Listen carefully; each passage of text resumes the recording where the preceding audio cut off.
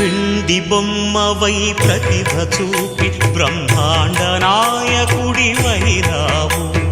మాతా పితలకు ప్రదక్షిణముతో మహాగణపతిగా మారావు భక్తుల మొరలాలించి బ్రోచుటకు గజముఖ గణపతివైనావు